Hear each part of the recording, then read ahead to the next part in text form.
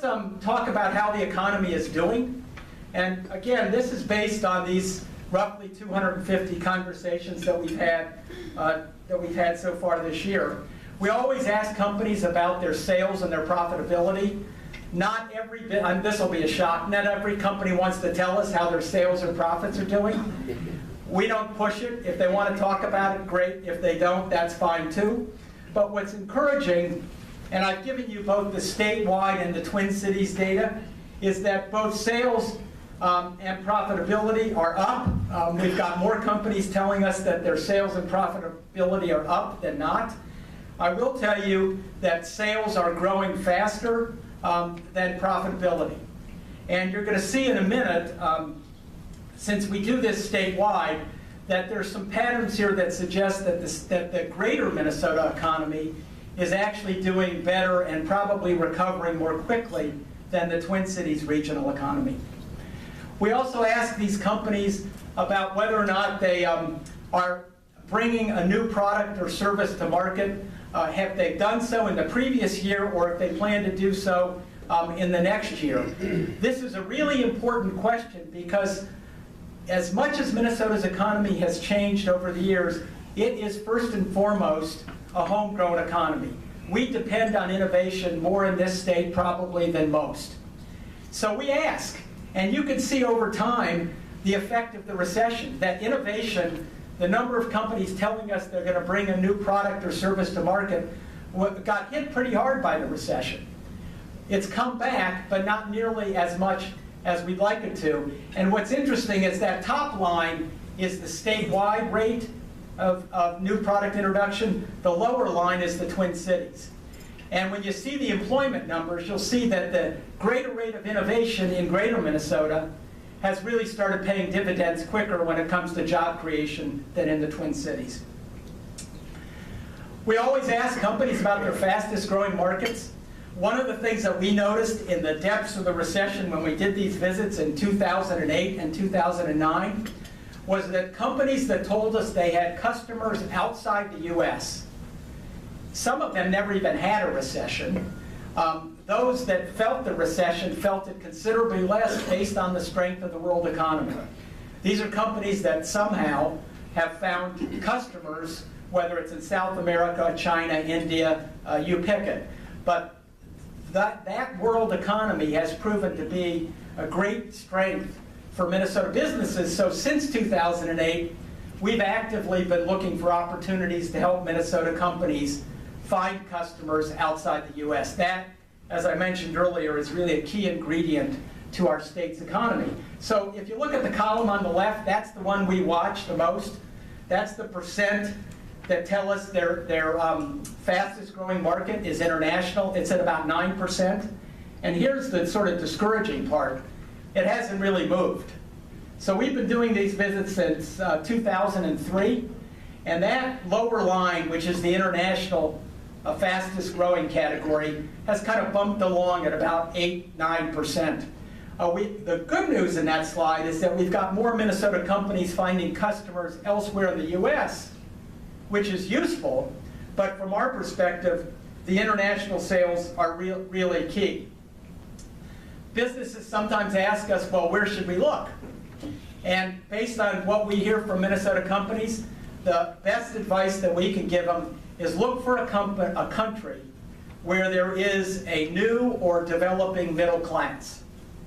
It turns out that Minnesota businesses, manufacturers, service providers, are great at producing things that middle classes really need. I'll give you one quick example. We've got a bunch of companies that are in the packaging, automated packaging business. I visited one last week, Delcor Systems. Delcor didn't have a recession. And the reason they didn't have a recession is their packaging equipment packages yogurt. Well, when a country goes or starts to develop a middle class, they switch from making yogurt at home to buying it at the grocery store. And as soon as you start buying it at the grocery store, what do you need? Packaging equipment. And whether you talk about to Delcor or you go to Alexandria and talk to the automated equipment manufacturers there, they have been able to expand their businesses by going to countries where they're seeing growing middle classes. All right, let's move on here. So we asked these companies about whether or not they have expansion plans in the next 2 years. This is the proverbial good news, bad news slide. The good news is on the left, and that is going back to 2010, both the number and the percent of companies telling us that they plan to expand in the next 2 years has grown, number and percentage, both metro and Twin Cities. So that's good. The sort of not so good news is we asked them, so where are you going to grow? And by and large, they tell us that they're going to expand either in the community that they're in or in our state. But 11% have told us this year so far and last year that they're going elsewhere. They're going to look outside of Minnesota or outside the U.S. So what do you think the two major reasons are for expanding outside of Minnesota or outside the U.S.? Tax. Nope.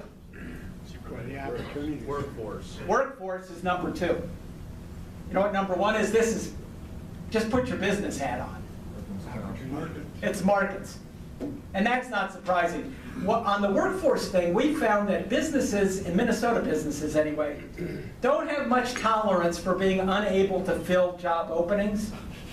And they will go pretty quickly someplace where there is a skilled workforce. The company that I saw this morning is opening a facility in Madison, Wisconsin, because they couldn't get the technical employees in this market. And it turns out that UW-Madison has a much more robust program and therefore pipeline, so they're building a facility in Madison. I'm going to say more about that in a minute. So, markets and workforce.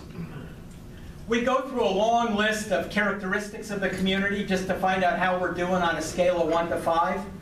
And you can't read that from your seat. You've got it in front of you. But we ask this of every company, not just the ones that are expanding. And what's interesting is that Minnesota businesses rate think about the workforce issue, the fact that they need workers, they don't tolerate not being able to get them. But at the same time, they rate the K-12 system pretty high. They rate the higher ed system reasonably high, but not as high as the K-12 system.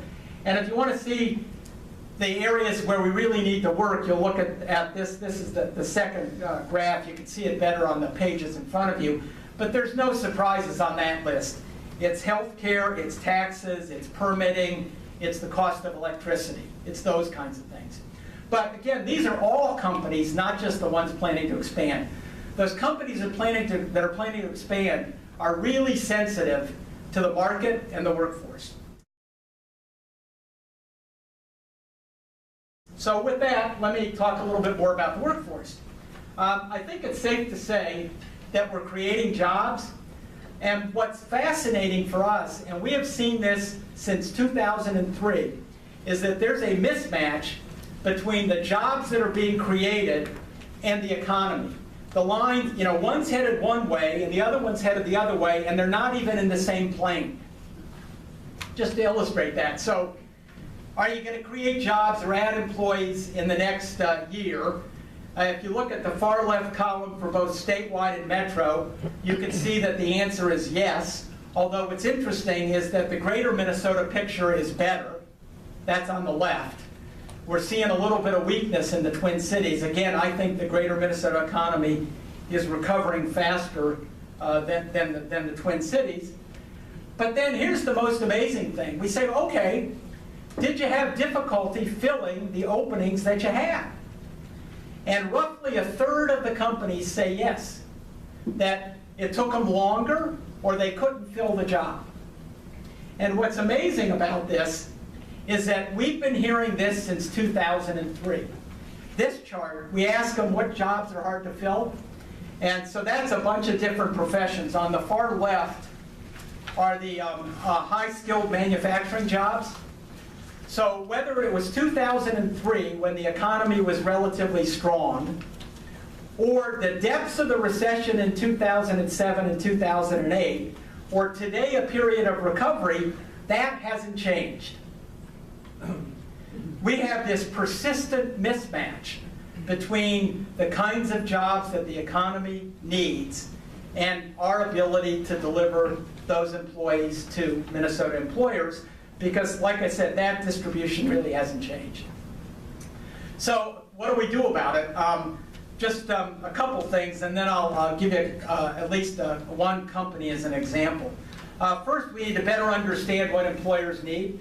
To the lasting credit of the current MnSCU Chancellor, Stephen Rosenstone, he's had us, the State Chamber, conduct a series of 50 focus groups around the state to give employers a chance to speak directly about the kinds of workers they need. The challenge, and they've been articulate and clear about that, the challenge will be whether or not the Chancellor can do item 2, which is once you know what they need, change either the content of a course you are offering or add new courses. In other words, be flexible and be able to adapt to what's going on in the economy. And then third, do it all over again in about 3 or 4 years. Because again, the key to this state's economy is understanding how it's changing and then having an infrastructure like our workforce training system that's able to adapt. When those employers speak up and we ask them about the kind of workers that they're looking for, they actually fall, it's not completely neat and tidy, but they fall pretty much into 4 categories. The first one is somebody wants a worker with great basic skills. And basic skills are reading, writing, calculating, and reading and writing are as important as calculating. A lot of people say, well, it's just math. No, businesses want workers who can write a declarative sentence and put 4 or 5 declarative sentences into a cogent paragraph. Just as important as math. A work ethic, people understand that they work 5 days a week and you got to be on time every day. And then these employers will then provide the training on the job. Then you got a second group, basic skills, work ethic. They'll train them on the job, but at the same time they're going to get them enrolled in a technical or community college because they know there are some sophisticated skills that they can't teach them at the place. There are probably more employers in that category than the other 3. And then there is a huge demand for jacks of all trades. There are a lot of companies that have my contemporaries working for them. I'm 62. So I'm headed out the door. And I have a different skill set, not me particularly, but a manufacturer of my age, than what they can get out of a younger person applying for a job. I can't tell you how many companies tell me that they want people who can, quote, do every job in the plant. That's what they're looking for. And we don't train people to be flexible and nimble and agile when it comes to their skills. And then the fourth group, the one that we really talk about most at the dinner table, at least at the Blazar household dinner table, was basic skills, in our case, IB program, and then you got to go to a 4-year college. But actually, if you look at Minnesota employers, the biggest group is that second one. And that's the one that I think really we neglect in terms of our workforce training system. So just one quick example, and then I'll stop. There's a business, contract manufacturer in Albert Lea called Lou Rich. And you can see Lou Rich has 300 employees. 75% have at least a 2-year degree. Their deal is good basic skills, good work ethic, come to work for us, and then we enroll you in the tech. They're in that second category. So they discovered, though, that it used to be that there was this rumor around town that if you were graduating from high school and you didn't know what you were going to do, you could, quote, always go to work at Lou Rich. Okay?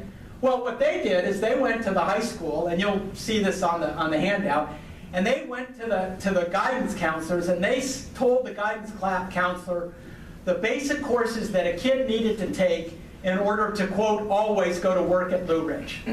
And you'll see it includes things like intermediate algebra, plane trigonometry, geometry. I mean, the expectations of what a basic education is have really changed in this state and gone up quite a few notches.